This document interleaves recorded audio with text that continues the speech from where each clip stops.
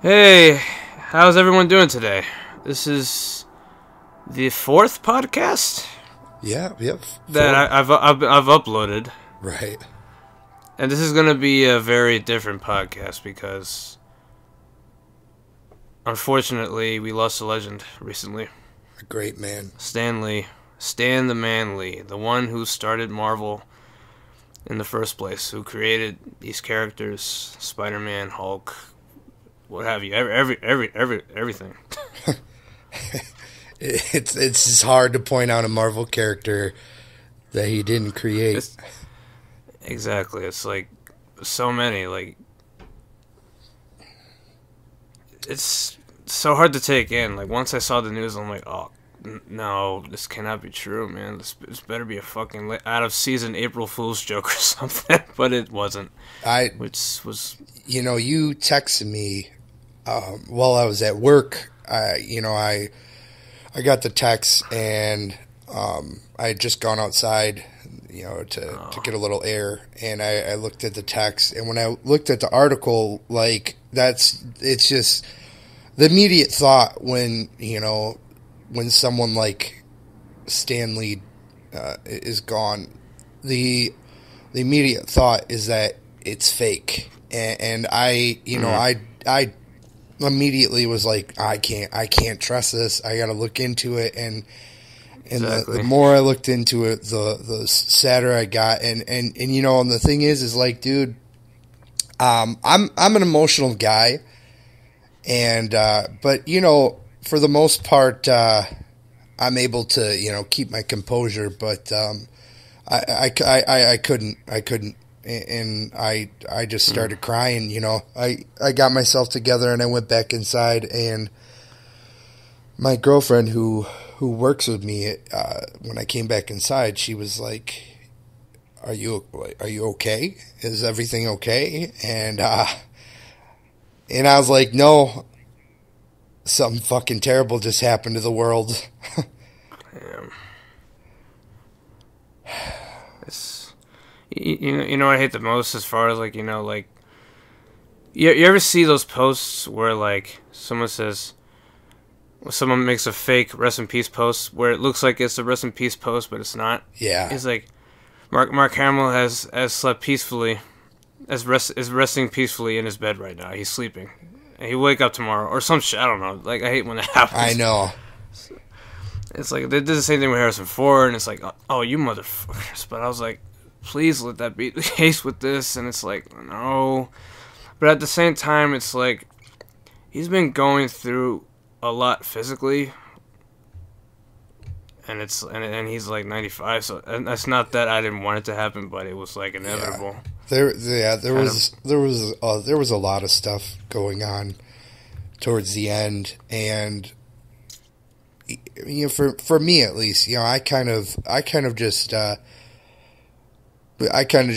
like pushed that aside. I was like, that's nothing. Like it's Stan Lee. Like there's no fucking way that something could happen to him. I honestly, with the way that I idolized Stan Lee, with the way that I looked up to Stan Lee, I honestly didn't think that I would see him die even in my lifetime. Like he's just this the best way to put it, he's just this juggernaut of a force that you never thought that anything would be able to keep him down. He was like basically we all thought that he was like immortal, like a fucking superhero, and he was in a sense. Like he created a foundation. Who would have thought that freaking comic books would turn into big phenomena, like huge, like movies and shows and all that. Like even he was like, wow, yeah. I didn't think this would happen. He never in any way thought that it would get so big. And it did.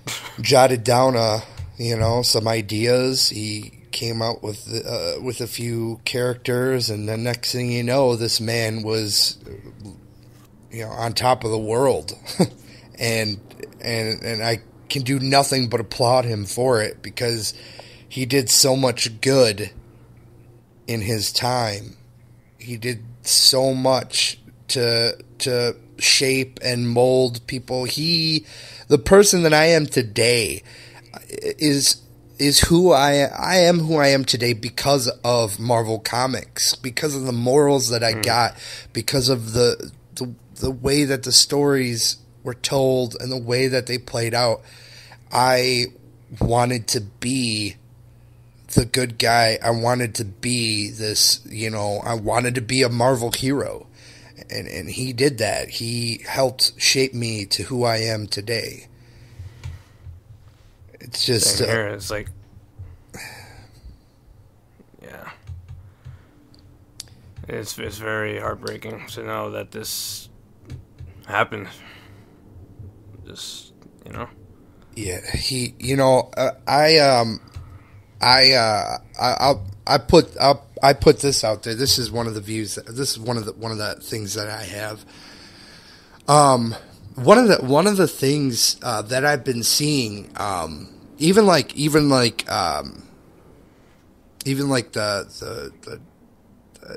Instagram post that you sent me earlier.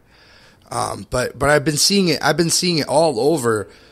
There's these people that still want to bicker about, like, oh, this movie and that movie, and he was in this movie, and try to make it out like your movie was the best, or try to make it out that somebody's movie was the worst. And the thing is like, fuck all of that.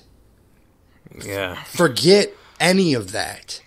No matter what your opinion is on the MCU, no matter what your opinion is on Venom, no matter what your opinion is on any of those movies, fuck all of that. Nobody cares right now. Nobody gives a fuck, because we lost the man who created all of this. None of this would have fucking been possible if it weren't for him.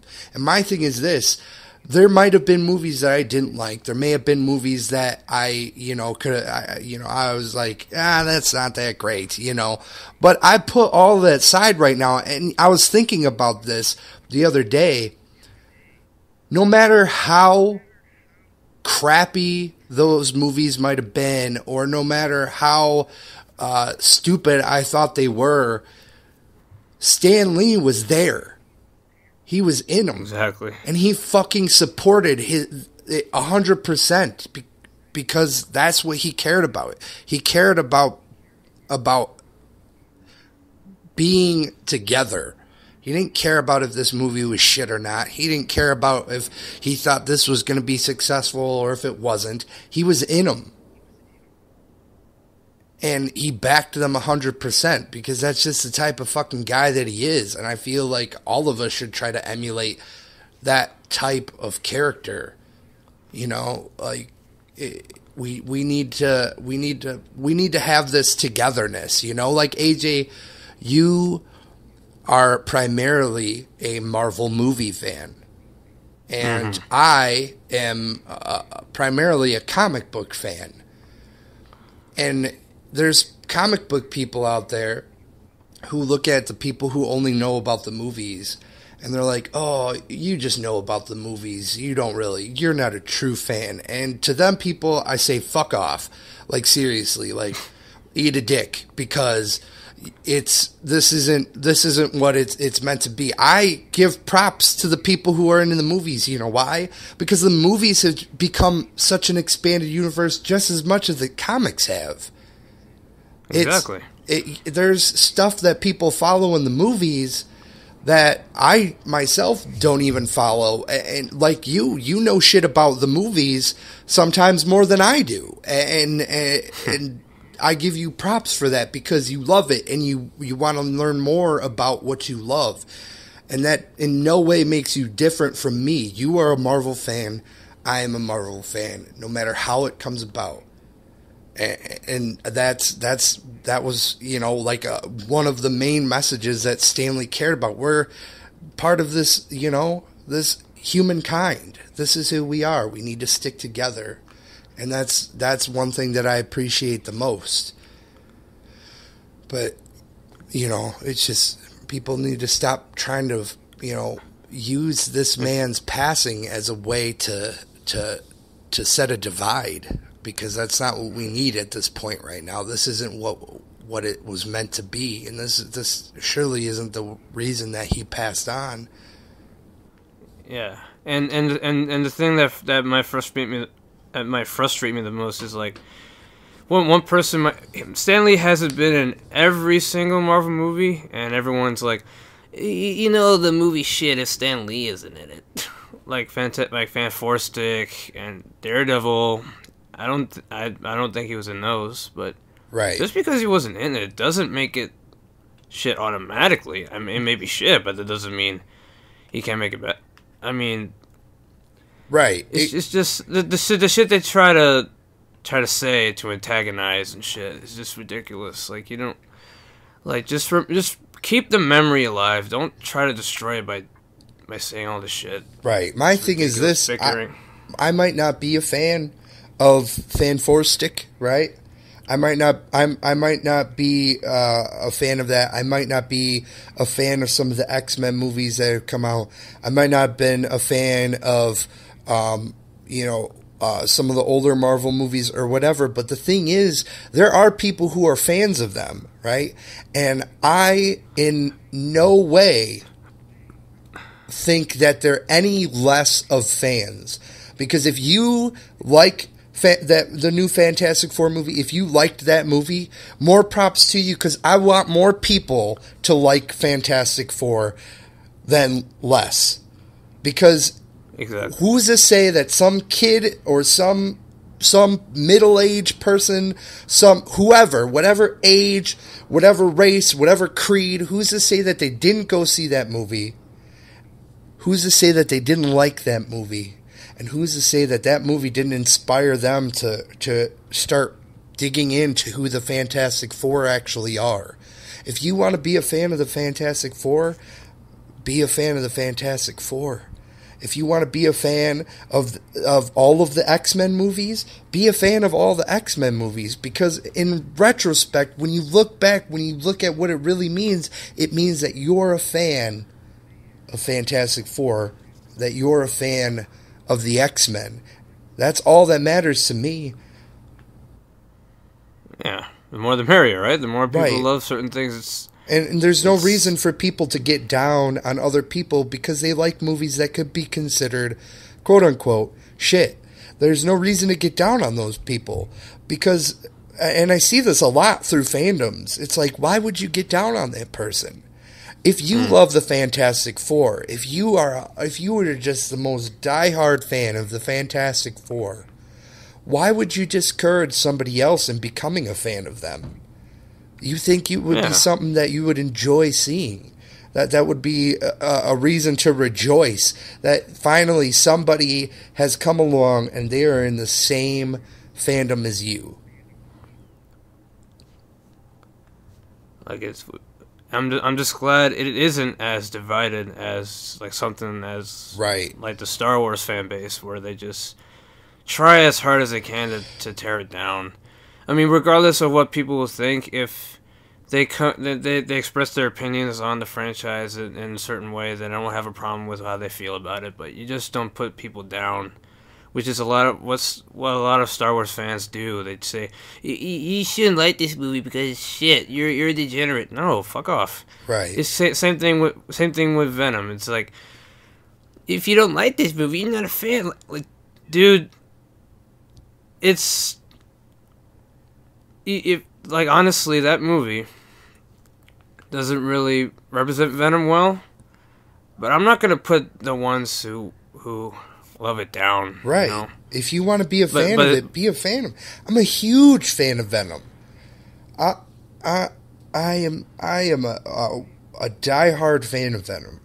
And I didn't so much as care for the movie, but I'm not going to put down people who got into the movie because people see that movie and they're going to be, and if they like it, they're going to look into it and they're going to realize, hey, this was written off of off of the Lethal Protector series or the Planet of the Symbiote series, and then they're going to look into it and they'll hopefully read it, and then next thing you know, they start to spawn off and become this fan of Venom as not only just a movie entity, but as a comic book entity.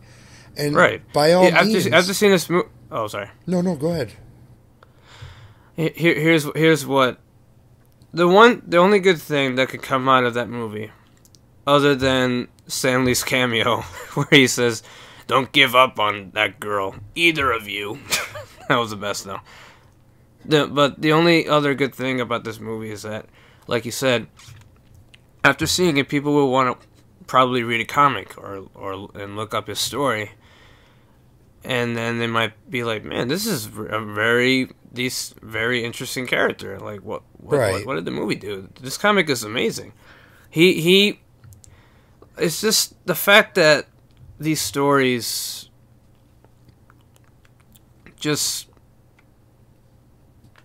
have created a foundation. It just makes me happy that it's gotten this far, you know? Me too. You know, this is we're, you know, there may be things that I don't like about my generation.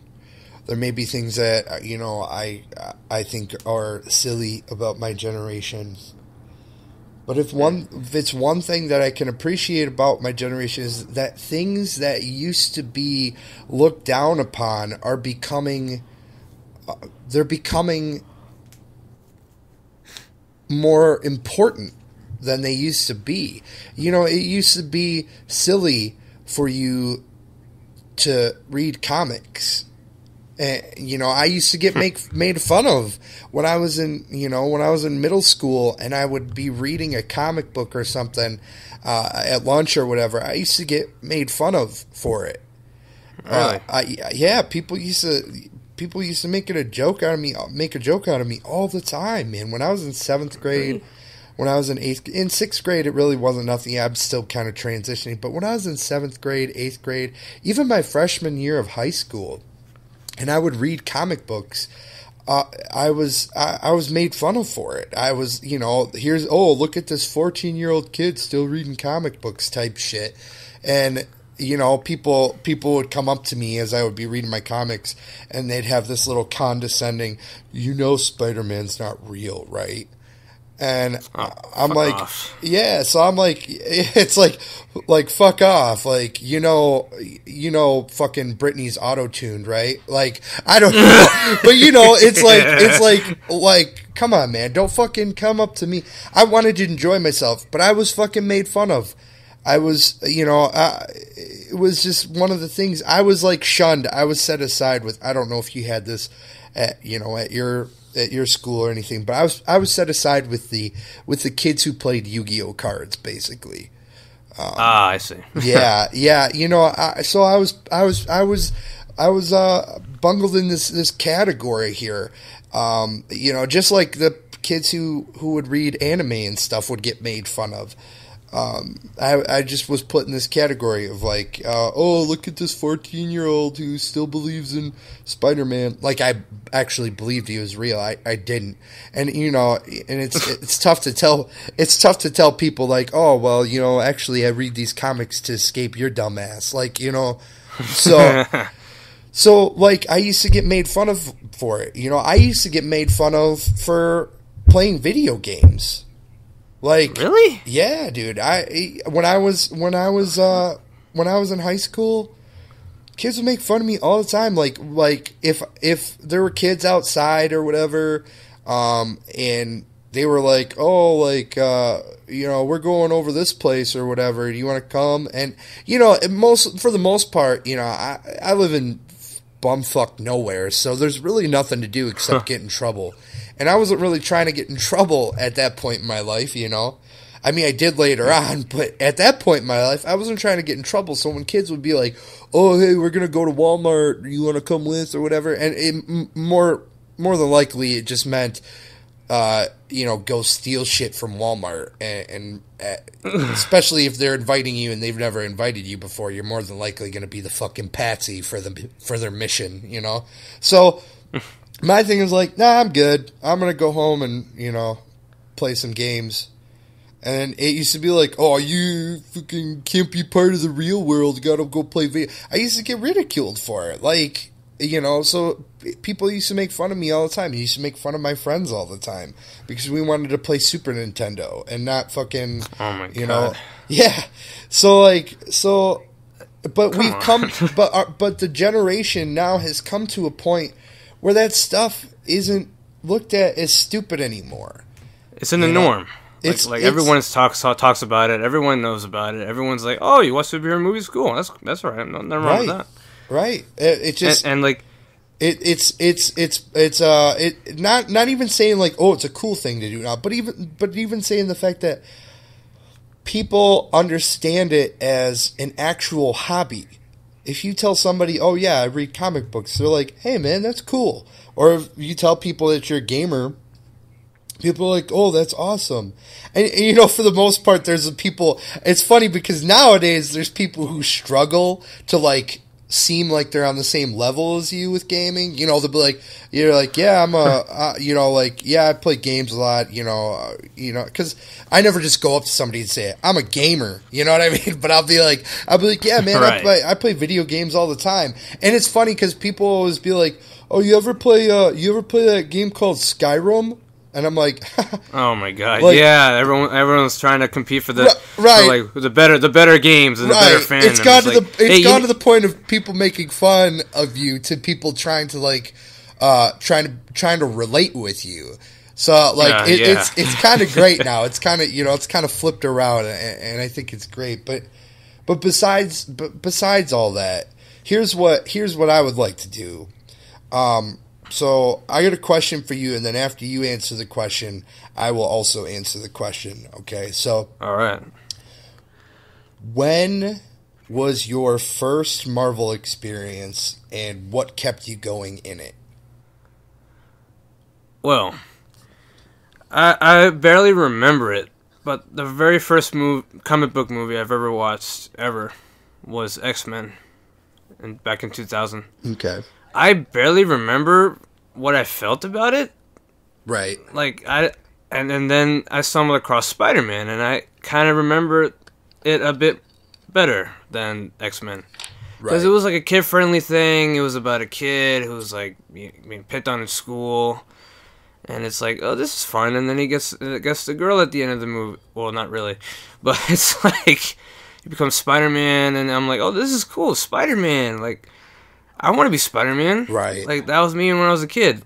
I kind of had that belief in my head, like, anyone could be Spider-Man. I'm Spider-Man. Me. Right. And then it wasn't, and then I've seen the second X-Men movie, and I remember it a little bit better, and I thought, this was cool. I mean, I was very young when these came out. So. Right. And then Spider-Man 2 came out, and when it came out of the theater, I was freaking in awe of what I saw. It was so cool. The freaking train scene, the freaking the way it was executed. Like, even as a kid, I wasn't bored. Like, I was invested the whole time. It's like, this is interesting. Right. What I felt about these movies. Like, and then I got a video game, Spider-Man 2. I was like, yes, I'm Spider-Man. I'm swinging around in New York City. It was so fun. It was so much fun to experience all that back then. Yeah. And then I don't remember Fantastic Four in theaters at all. But I got like a converted copy on disc of the movie. It's funny. As a kid, it was funny. Now I look back at it and it's kind of goofy. Right. But the movie made me like Fantastic Four, whereas Fan Forstic made me hate it, but not to an extent where I don't care about the characters anymore. I wanted them to be done justice, Yeah. But it was harmless at the time. So X-Men 3, I remember being so shocked at Jean Grey's return. I was like, wait, didn't she die? Right. didn't she get collapsed by water? And I'm like, how the fuck do I remember that? I saw that like years ago. And then the whole Jean killing Charles Xavier thing, my jaw dropped. Yeah. Because that's the first character death that I've ever experienced. It wasn't like, no, it wasn't like that. But it was like, oh man, no. Right. Why did they have to kill him off? No. And then my experience with Spider-Man 3 was hilarious. Because, like, I'm a huge Star Wars fan, right? Right? So my dad was all like, hey, we're going to watch that documentary about Revenge of the Sith and how it was made and all that. And I'm like, oh, okay. And then they threw me for a loop by saying, we're actually going to watch an opera. I'm like, are you serious? Come on, I don't want to watch a freaking opera. Right. Like this isn't what I had in mind. And then the Sony logo popped. No, not the Sony logo. The Columbia Pictures logo popped up with the music. And I'm like, oh, what? We're watching this? Nice. We're watching this? Nice. And then the I'm like, yes, we're watching Spider-Man 3. I loved the movie at the time. Right. Because I was a kid, I was easy to please, but at the time, I enjoyed myself because I thought the whole Sandman thing was cool. I thought Venom was epic because it was the first time I've ever saw him on screen. Right. Even though he was barely there, but like I wasn't scared as much as I was excited to see Venom go shrieking and roaring and everything, trying to kill Spider-Man. Right. And then around 2008 is when history was made. Fucking Iron Man. And I was like, what a realistic movie. Yeah. What a very grounded, dramatic movie. And I was surprised at what I was watching. And I didn't expect... Now, here's the thing. My aunt told... I think my aunt might have seen it before. So she was like, there's something at the end of the credits I heard. I'm like, oh, really? Okay. And then we see Nick Fury pop out of the shadows. I want to talk to you about the Avenger Initiative. And that's when I lost my shit. Yeah. I lost my shit, man. Because I remember playing the Ultimate Alliance game, and I'm like, it's going to become a fucking reality. It's going to happen. Yes. But when? And then it got further down the road with the whole teasers and Incredible Hulk and Thor and Captain America. I thought Iron Man 2 was okay. Like, the only thing I liked about the movie was the upgrades of the suits. Right. That's pretty much why I liked it. They look cool. Thor was cool. It was okay. Even as a kid, I thought, it was okay. It was funny, but it was okay. And I saw Captain America, and I'm like, wow. How did the Human Torch get to Captain America? Right. And then I saw Avengers. Yes. I was a fucking kid again. I was a fucking kid. I was like, fuck. I was playing. It was as if I was playing the game again. Only I wasn't touching the fucking controller. It was fucking magic, movie magic, man. For real. I was cheering at almost every single moment when Iron Man reflected his repulsor ray off of Captain America's shield on the Chitauri. I was like, yes. Oh, dude! I know. Dude! That was cool. And then freaking Hulk punched Thor off screen, and I'm like, fucking ridiculous. I unfortunately got spoiled by some asshole that Loki gets ragdolled by the Hulk. Yeah. So when it happened, it wasn't as genuine of a reaction as I was hoping I'd get. Right. I was like, fuck that motherfucker for spoiling that shit. That was the first spoiler I've ever received. It wasn't major. Oh, when Coulson died, my heart skipped a beat, man. Yeah, same here. Yeah, it was even more devastating than Charles Xavier's death because, you know, he's still alive now. Well, at the time, you know, right. It was an interesting experience. It was amazing. So I saw Iron Man 3. Right. I've developed more of a critical mind. So when the Mandarin twist popped up, that was I was like, fuck you. Come on. No, dude, I'm an Iron Man fan. I've always been one since the first movie. And then when you make what supposedly was supposed to be Iron Man's greatest foe in the comics, from what I've heard, turns out to be a fucking actor. I was like, dude, you just pointed a middle finger. middle finger at me. What the hell happened? Right. What was that? I mean that the whole extremis thing was cool, but you didn't need to throw me for a loop like that. Like you can't do that. Like don't do that. Yeah. You can't do this. It's like it's if Thanos was a fucking robot being controlled by Marvin Martian. Something like that. I will retrieve the Infinity Stones and I will become the most powerful being in the universe. I would have threw something at the screen if that would happen, but that was what it felt like, dude. Like the Mandarin was not the Mandarin; it was a phony. Right. I'm like, fuck you. Then I saw Thor 2, and it was a bore. It was boring. Like, the only thing that made it bearable was Loki. He was funny. And I'm sure that's what made it bearable for the ladies, too. Right. But in a different way. You know what I mean? And Jane Foster, they tried to make her so useful to the point of making her what's it called? Like, her purpose in the movie stupid. Like, gonna create cosmic anomalies to help him fight this dark elf. I'm like, oh, come on. Yeah. That's stupid. And then I saw... Wait, what? So there was... Oh, yeah, Captain America. Oh, my God. The movie that made Captain America cool. Winter Soldier. Yeah, for real. Dude, like, all else... It was just epic. Like, the fight scenes were fucking on point. They were amazing. They kept me on the edge of my seat. I was like, oh, my God, how's it going to get the fuck out of this one? And it's like the whole Bucky storyline. I got spoiled by the whole Bucky was Winter Soldier thing, though. But like, I didn't mind, because when you put Winter Soldier, I'm like, wait, didn't Bucky fall? Oh, okay, that makes sense. So when everyone in the theater was like, oh my God, that's Bucky. I'm like, who the fuck else was it gonna be? His mom? Right. So then, to me, it felt like the movie felt like an Avengers movie without the other Avengers, because it had Nick Fury, it had Black Widow, it had Maria Hill, it had Captain America, Falcon. Yeah. Falcon was cool. It made me like Falcon, which made me more pissed off that he wasn't involved in Avengers Age of Ultron. Yes. But what came before that was Guardians, of course, which was a hilarious time. Loved Need it. I say more? Right. All the characters were memorable as fuck, and it was a fun time. And now I want to see a Howard the Duck movie, because you can't just like put him in there and not do anything. Exactly. Right. So then I saw Avengers 2, and it was exciting, but it wasn't on top tier level as Avengers. Right. The first one. And Ultron was fucking weak. That's all I gotta say. I didn't like how weak they made him. But then things turned around with Ant-Man.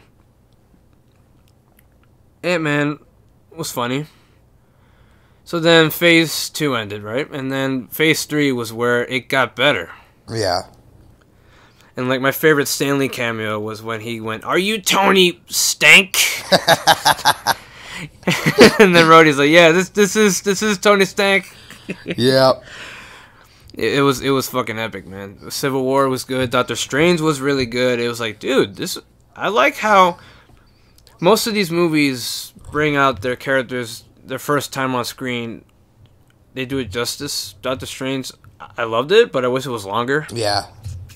They could have given him more training, and like 1 minute we see him like talking to the Ancient One about like creating freaking shapes, knowing that his hands are fucked up. Yeah. To cleansed up as far as he knows how to fucking teleport. So it's like, okay, we could have seen him learn how to do that, but you know, at least he learned, right? Yeah. And then after Doctor Strange, we got Guardians 2, which was just as funny as the first one. Didn't really... I mean, it was more emotional, too. Like, yeah. For real. And the character development was very interesting. Like, we got to learn more about the characters. We got more time with Yondu, which was cool. And, of course, he had to die. Why? Fuck. And then we saw Spider-Man Homecoming. The best Spider-Man movie out there. And considering like Spider-Man is Stan Lee's greatest, most favorite superheroes, I couldn't help but just like, you know what, like this. I'm pretty sure he saw the movie and was like, "Wow, this was amazing." Mm-hmm. He must have been proud of what the team did, because it's like, he's a kid. He's coming of age. He's gonna make mistakes and shit. Like everyone's criticizing the movie. He's like, the Spider-Man is dumb. He doesn't know how to fucking do anything. He's supposed to be experienced. And why doesn't he build his own tech? It's like, this is a different fucking universe. Right. When he was introduced in Civil War, I was like, dude, this is the right kid to play the part for Spider-Man, which is weird because he's like older than he actually is in the movie. I'm like, yeah. Why does Hollywood keep doing this? But I didn't mind because, you know, in freaking the first Spider-Man movie, we see freaking Peter Parker go from skinny as hell to getting John Cena abs, and I'm like, oh, he looks older. Right. So it made sense, right? Yeah. Yeah, Spider-Man Homecoming was really good. And then we got Thor Ragnarok. It was funny as all hell. It's it. Yeah. It's better than Thor 2. Right. That Stan Lee cameo was epic when he was like, my hands aren't as steady as they used to be. It's like, he's gonna fuck up his hair. For real. And I'm like, it's fucking hilarious. And Black Panther, it was good. A lot of people are like, it's overrated, or like, the critics just gave it a good rating because it has black people in it. And I'm like, no. Yeah, like just shut up. Right. I mean, just at least just make valid points about the movie, rather than just say like everyone's making a big deal out of it because of that. Like, maybe that's why it's a big deal, because it's the first all African American superhero movie, like big. Yeah. I mean, people say there was Blade, but he was like, there was barely any black people in the movie. He was like the only main one, and there was like the girl in the movie. She was black, so it's like, but it wasn't all around. It wasn't like the entire cast wasn't all African American. So when I saw the movie, and I'm like, dude, the cultural impact this had on so many people. I was at the theater. I work at a movie theater. I'm not gonna say which one, right? But I've seen so many people come in their tribal clothing and coming out saying Wakanda forever and shit, you know. Yeah. I went to see this movie in Jamaica Avenue in Queens, which is very diverse, and you see a lot of blacks, you see a lot of mixed people like Guyanese and Indian and stuff like that. Right. So like everyone in the theater went nuts. It was like, dude, we finally got a fucking movie. Right. A superhero movie. Like, it was amazing. Like, T'Challa stuff, you know. Yeah. Yeah. The acting was good. Yeah. When I had gone to see it in theater, it had this really awesome way of uniting people. Exactly. I literally, when I walked out of the theater, you know, me being the random and absurd fellow that I am, we walked out of the theater, and I just shouted at the top of my lungs in the parking lot. I was like, "Wakanda forever!" And then like, and I heard like, dude, there had to have been like 12 people shouting from all sides of the parking lot, Wakanda forever! And it had this really, you know, really unifying experience. It was great. And it really was. Like, I liked the representation of a country that would have this much technology, you know, like, right. I love how they interpreted it. I love their culture, how it's kind of a mix between the actual culture and like the technological aspect. Yeah, it was kind of interesting. And the only thing that I'll say that I had issues with is some of the effects. I didn't really care, but I noticed it. Like that scene when Killmonger and T'Challa are fighting each other. It's like, it looks off. Right. But I guess they wanted to focus on telling a story, so that's what matters. And then we get to the Heartstopper, Infinity War. The movie was the bomb. It was huge on a scale that you can't even fathom, bro. Like, this movie broke records. It made people laugh. It made people cheer, and it made people fucking cry. Yeah, at the top of their lungs. Well, not really. It's not. No one's gonna freaking weep. Like, I mean, right. It's just the type of movie that hits all the right notes. You know. Yeah. Like, it's been building up to this moment. It was huge. Thanos was done right as a villain. And Phase 3 has had a good streak of villains up until Ghost and Ant-Man and the Wasp. She wasn't really a villain, but, like, right. I didn't hate her, but, you know, she wasn't great. But Thanos, he made me shiver every time he showed up on screen. I'm like, oh, fuck, bro. Yeah. Every time he spoke, I'm like, fuck, they're dead, bro. They're fucking... This movie... The people behind this movie knew what they were doing. Like, they know the right hits to beat when it comes to a storyline like this on the scale. Like, and now the fact that so many people are in this movie is welcome because they've been established already and they've been developing. And there's certain things that they go through and certain things that happen to them in the movie, and it's like this is wild, you know? Yeah. It was amazing, and then we get to Ant-Man and the Wasp, which was okay. It was average. It could have been better, but it could have been worse. Right. God, oh man, I need to freaking drink some water right now. So yeah, those and the MCU movies were like my huge journey in the world that Stan Lee started, you know. Yeah. Without him, all this wouldn't have existed, you know. Right. So, I'm gonna ask you a question. What was your first comic book you've ever opened up? So, I guess, man. Okay, so to be completely honest with you, the first comic book that I ever opened up was Batman. Yeah, it was. So here's the thing, right? When I was younger, I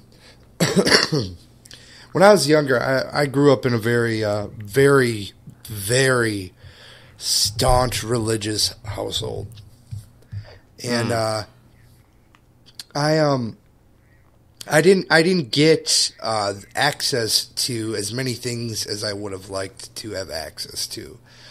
One thing that I did get access to earlier on though was comic books, and the reason that was because my grandfather actually he had a bunch of comic books, like a whole bunch, but he had all sorts of like Archie comics or Casper or Donald the Duck, or just weird stuff like that.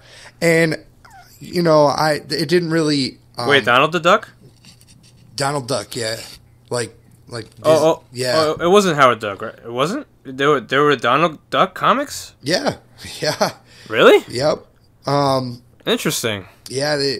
Then he had like Richie Rich and stuff like that. But he had. Oh, wow. But I was down in the basement one day at his house, and he had his whole stack of comics, and he told me if I wanted to take a few, that I was more than welcome to it. And this was I had the fortune of my grandma on my mother's side. She kind of gave way to my more reckless side, and she would let me watch like R-rated movies or PG-13 movies, as long as they were within certain criteria. Yeah, and like a rated R movie like The Matrix isn't going to harm anyone. Right. Well, she wasn't going to let me watch American Pie, but if the Mummy so happened to fall into the DVD player and start playing while I was there. She didn't have any problem with it, you know? So, so, I got to see Batman at her house, the Michael Keaton Batman. And I was like, oh man, this is cool. This Batman guy, he's so cool. And at this time I had to have been like, I'm going to say I was like 8 or 9. And, you know, after seeing that and after my grandpa telling me, you know, hey, if you want to grab a few comics, go ahead. I was like, well, I like that Batman fellow. Let me grab a few of those comics. And I started reading the comics, but here's the thing. They did not satisfy me. They didn't satisfy me story-wise. It was always the same thing. It was just always this happy-go-lucky Batman and Robin, always beating the bad guy, never having to make real life decisions or anything like that. You know, it was just like, boom, pow, take that, scoundrel. You know what I mean? So it was just like there was nothing there that satisfied me really. And after that, I didn't really mess around with comics because it was like, you know, I was like, well, those aren't satisfying to me. And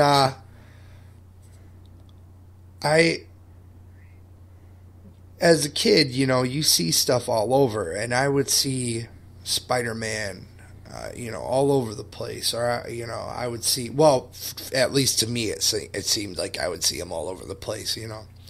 And and I was like, man, I like how he looks. I think he looks cool. And I just started like drawing these superheroes that I would see, you know, on stupid little gift bags or whatever. I would start drawing these superheroes that I would see. And give you a little insight as to how my home life was. You know, my dad was like, you're gonna stop drawing this stuff. This stuff isn't, you know, you're not gonna draw this anymore. There's only one superhero, and that's Jesus. And I'm not even exaggerating. Like that's like almost verbatim for what he said. And he threw away all my pictures, and it devastated me because that was the only connection that I had. And I was allowed to have action figures, right?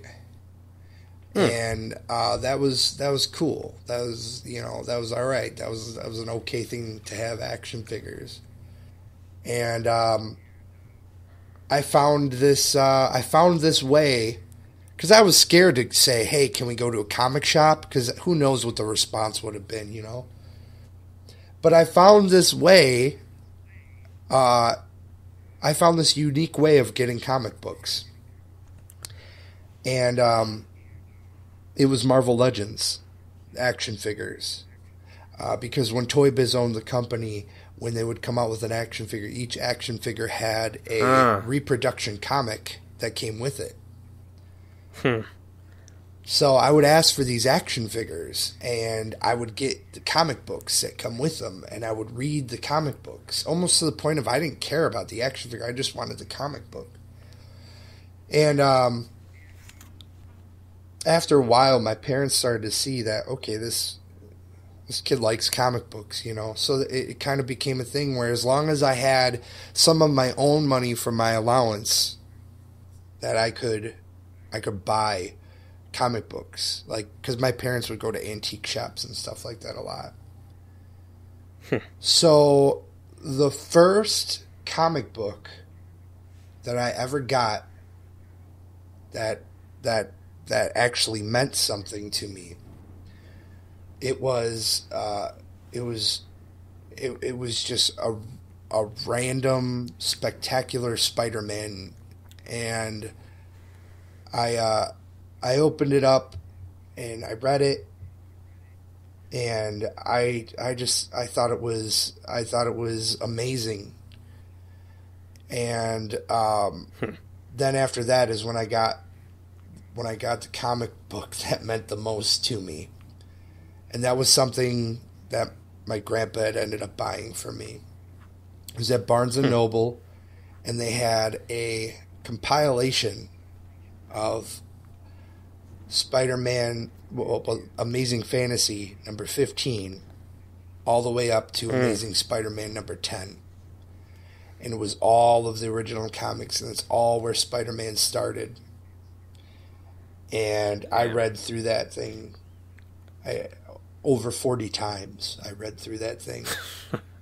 And after that, I really got into Spider-Man, because Spider-Man was, was real. There was gravity to decisions that were being made. I mean, Christ, someone dies in the very first time you see him. So you're like, Jesus, obviously this has more gravity to it than the campy Batman comics that I was reading. So I got into Spider-Man, and then after that, every bit of money that I could muster went towards Spider-Man comics. And I would buy them up at any time that I would see them. And I ended up going, this is my other grandpa when I was younger, I was at Barnes and Noble. I think Barnes and Noble getting a lot of plug here, but anyways, I was at go to Barnes and Noble. You get your favorite favorite comic book characters here. For real. Only $9.95 each. So we're at Barnes and Noble, and he had purchased for me the official guide to Spider-Man, and this book had everything. It had his first appearance. It had it told you all of his girlfriends that he had. It had a whole section on Mary Jane and what she was about, and it had pages upon pages upon pages of villains. And man, if I will tell you that some of these villains didn't catch my interest, because I would see people that weren't in comics that I had. Like, I would read about the Prowler, and I'm like, well, he hasn't been in any comics I've read. How does Spider-Man overcome him? So the next thing you know, I'm looking around for comics that have Prowler in it, and then, I would kind of go down the line of heroes or of villains and who I wanted to read about. And then came that fateful day where I read about Venom. Venom. And Venom. Gotta go get him. Gotta go read him. I fell in love with the saga of the symbiotes. Like, it just, there was so much. It's the thing. Every story that was involved with Spider-Man gripped me, and I loved it so much. But eventually, at some point, I decided that I wanted to branch out, because if Spider-Man was so cool, then this X-Men that I've been hearing about has to be amazing. And I started reading the X-Men series, and I saw the diversity in X-Men and how all these people came together and formed this fucking team of mutants that was basically unstoppable. And I was like, man, this is fucking great. And I read all I could about X-Men. And then next thing you know, I hear about Captain America. And I was like, oh my God, it just keeps getting better and better. And then I hear about Fantastic Four, and I start reading them. And then I find out there's a whole series about Fantastic Four facing off against the X-Men. What the fuck? I gotta check this out. And the next thing you know, I have the whole fucking set. I keep going down the line, dude. I hear about Daredevil, a fucking blind superhero, and I'm like, holy shit, man. Every time I fucking read something, it just gets better and better and fucking better. And I just kept going down the line, dude. Iron Man, fucking, dude, I was like, it didn't stop. It didn't fucking stop. Iron Man, Ant-Man, Black Widow, Doctor Strange. It didn't end. The fucking Inhumans. Like, dude, there was so many great characters, so many fucking stories. It was like, when I found out about the Inhumans, I didn't even know about Silver Surfer yet. And I found out about the Inhumans, right? And the next thing you know, fucking Silver Surfer makes an appearance, and I'm like, who the fuck is this guy? And then I started reading up on him, and I'm like, hold up. Hold the fuck on. Do you mean to tell me that Earth isn't the only fucking thing in these comic books?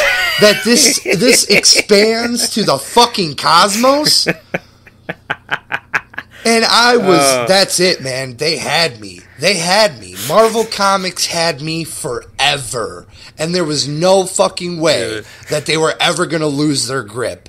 Because I kept finding things. I kept discovering things. I kept reading these amazing stories. I started discovering fucking comic books about stories, but about what would have happened if the story ended differently. And I was like, you gotta be fucking kidding me. So not only did you give me one story, but now you're gonna give me a comic book about what would happen if the story went this way? You guys are fucking amazing.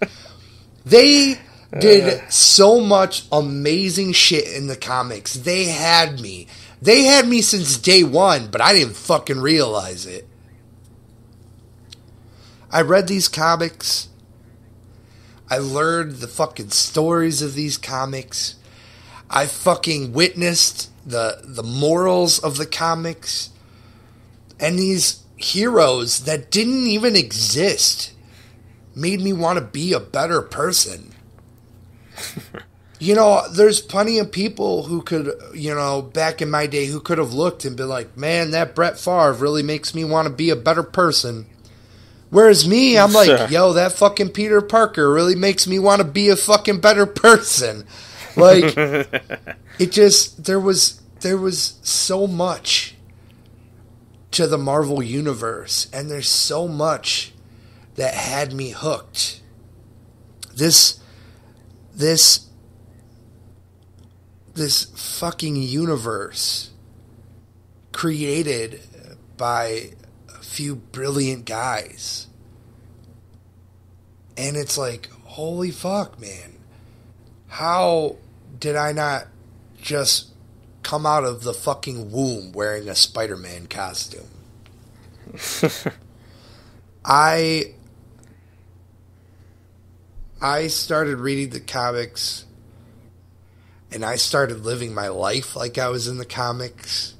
I'm not even kidding, dude. Like, I would hear cop sirens and be like, well, it's time to go, and pretend I was fucking putting on my Spider-Man mask. Like it impacted me so heavily. Like, it just, Marvel Comics is probably the only time out of anything that I've read where I've legitimately cried or I've legitimately laughed. Like, all of my emotions and all of the thoughts that I got from reading the comics were genuine. Every single part about it struck me to the core. It struck me to who I really was. And I felt like someone out there understood me. And I got into a point where the comic books were my way to escape the world. because no matter how shitty people seemed in reality, I always knew that a hero was waiting for me when I got home. I always knew that I'd be able to tag along on their adventures. I always knew that I would be there when they had to make difficult decisions. And I always knew that I would have to live with them through the repercussions of their decisions. And I knew that no matter what, at least me and these fictional heroes were in it together. And that's what made me feel this unity. And it was a weird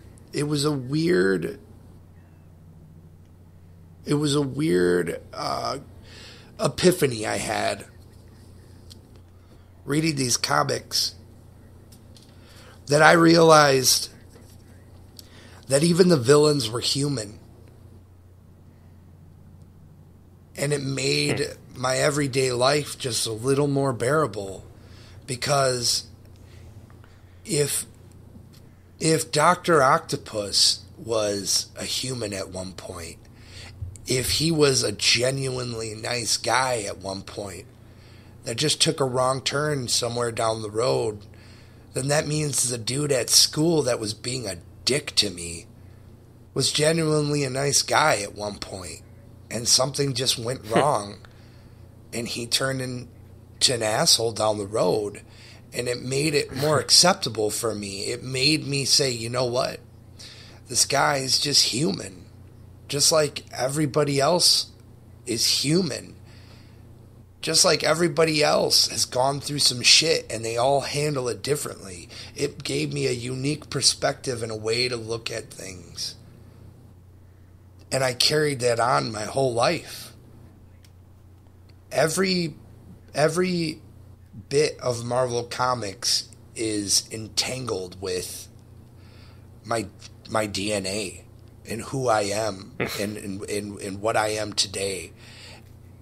And it all comes down to people like Steve Ditko and Jack Kirby and Stan Lee, like Todd McFarlane, all these people, Jim Lee, all these people had a unique way of roping a moral around my brain and keeping it with me. These people that I just named off are some of my biggest idols, because at one point Marvel Comics inspired me to draw and to create these characters that I enjoy and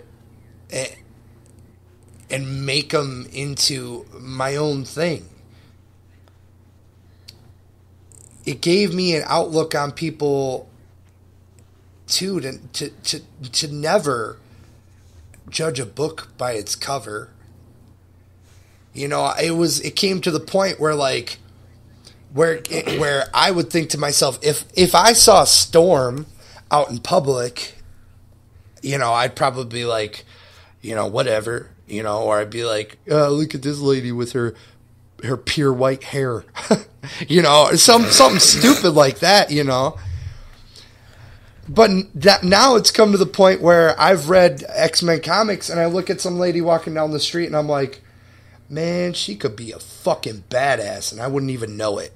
Like, it's just an inspiring thought to be able to look at common people and think to yourself, man, they could be just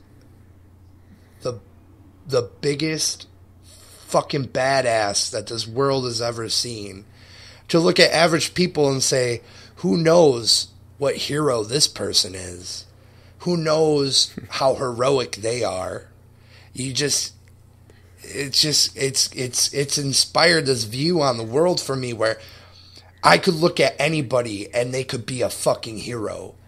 And that's just a beautiful, beautiful thing to impart. And Stan Lee has furthered my development as a person with everything he's done. Stan Lee played one of the biggest roles in my life. And I knew that man personally. Anybody who's read the comics, anybody who's watched these movies, I feel confident enough in saying that we knew this man personally because he poured out his life and his soul into Marvel Comics. And losing him was a huge, huge blow to me. It's weird just knowing when I leave tomorrow that my world is going to be lacking Stan Lee. It's hard, man. It's like the same thing with me. Like, seeing him cameo in all these movies, it's the equivalent of constantly going to a store and talking to the clerk, like, oh, hey, how's it going, dude? Like, yo, right, like, what's new today? You know what I mean? It's like a newsstand personally, in the sense, it's like, oh, hey, how you doing, man? It's kind of like, I just, every time he's on screen, it's just a joy, you know, because it's like, it's the man, he's the one who did it. It's just like it's like I lost a friend when he died. It's just devastating. And just like, honestly, hearing your story just makes me wish I was a reader before a watcher, you know? Because, like, my first experience with Stan Lee's, well, what Stan Lee built and what would end up being a phenomenon started with the movies. But I wish I was so as immersed as you are with the comic books. Like, I'm not saying I didn't hate the comic. I would read a few here and there and be like, oh, this is cool.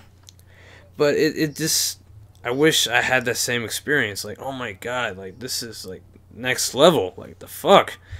You know? Yeah.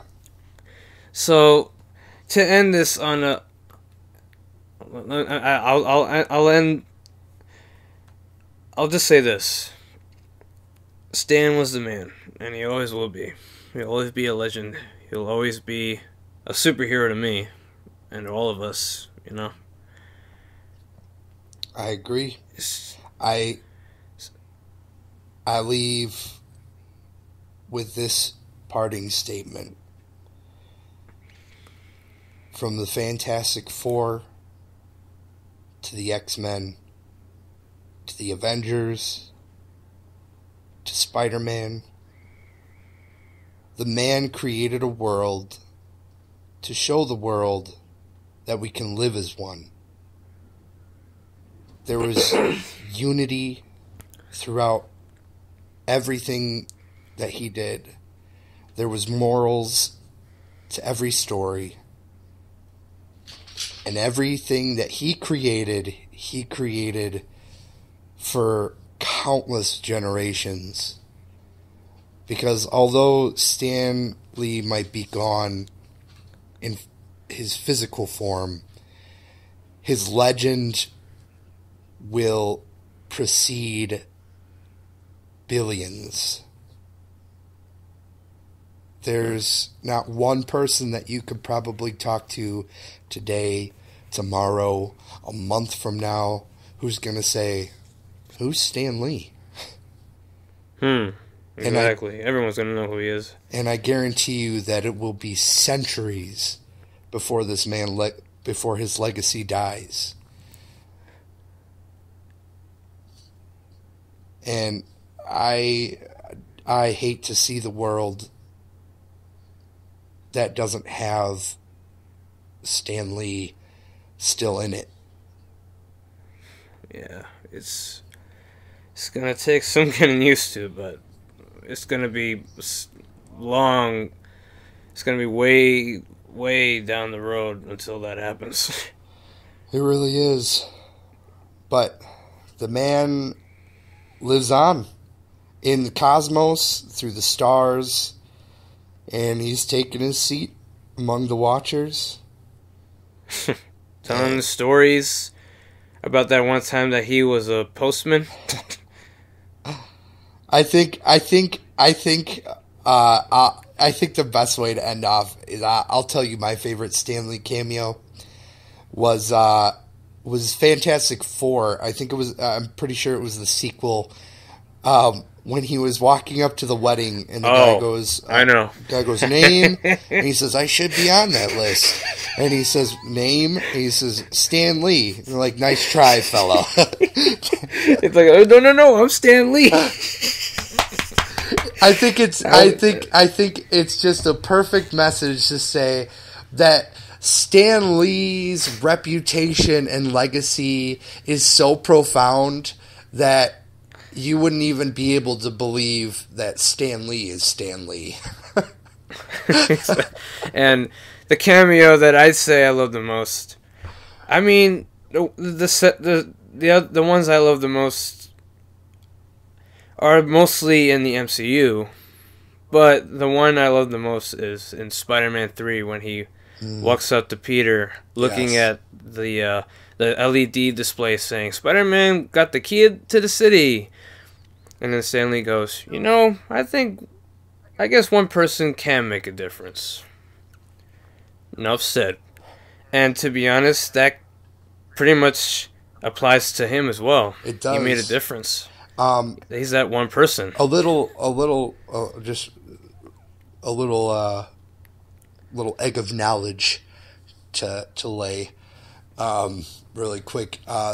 The statement when he says "enough said" is a reference to Stan Lee's soapbox that he used to put at the end of some of his comics, because he would write a bunch of stuff trying to be more intimate with the reader, and for the most part, after almost every time that he would finish, he would say, "Enough said."